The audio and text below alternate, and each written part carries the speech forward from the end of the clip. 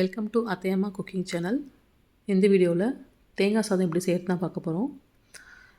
தேங்காய் சாதம் ரொம்ப சிம்பிளாக ஈஸியாக செய்யலாம். வாங்க எப்படி செய்யறதுன்னு பார்க்கலாம்.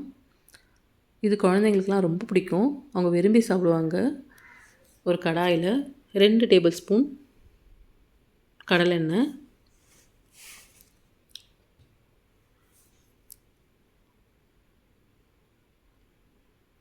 2 ஸ்பூன் நெய் விட்டுக்கோங்க.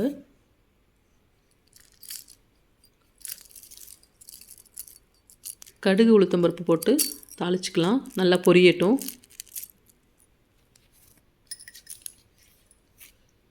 ஒரு டீஸ்பூன் கடலைப்பருப்பு, காஞ்ச மிளகாவை குட்டி குட்டியாக கிள்ளி வச்சுக்கோங்க, காம்பை உடைச்சிட்டு. கருவேப்பிலை ஒரு கொத்து, கிள்ளி வச்ச காஞ்ச மிளகாவை போட்டுக்கோங்க. நல்லா பொரியட்டும். ஒரு மூடி தேங்காவை நான் துருவி எடுத்து வச்சுருக்கேன், அதை மிக்ஸ் பண்ணிக்கலாம்.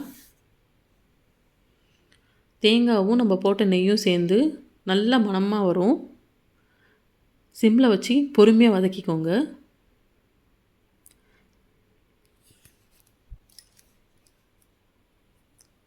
தேவையான அளவுக்கு உப்பு ஆட் பண்ணிக்கலாம்.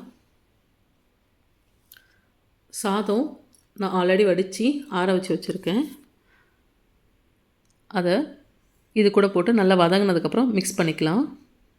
சுட சுட ஆட் பண்ணிங்கன்னா கொஞ்சம் குழஞ்ச மாதிரி ஆகிடும். அதனால் கொஞ்சம் சாதத்தை லைட்டாக ஆற வச்சு மிக்ஸ் பண்ணிக்கோங்க. தேங்காய் சாதத்தோட அப்பளத்தை மிக்ஸ் பண்ணிங்கன்னா ரொம்ப நல்லா இருக்கும் டேஸ்ட்டு. தேங்காய் சாதமும் இந்த அப்பளமும் நல்லா அந்த சாதத்தோடு ஊறி அந்த டேஸ்ட் வந்து ரொம்ப நல்லா எடுத்து தரும். நான் 2 அப்பளத்தை வறுத்து இதில் மிக்ஸ் பண்ணியிருக்கேன்.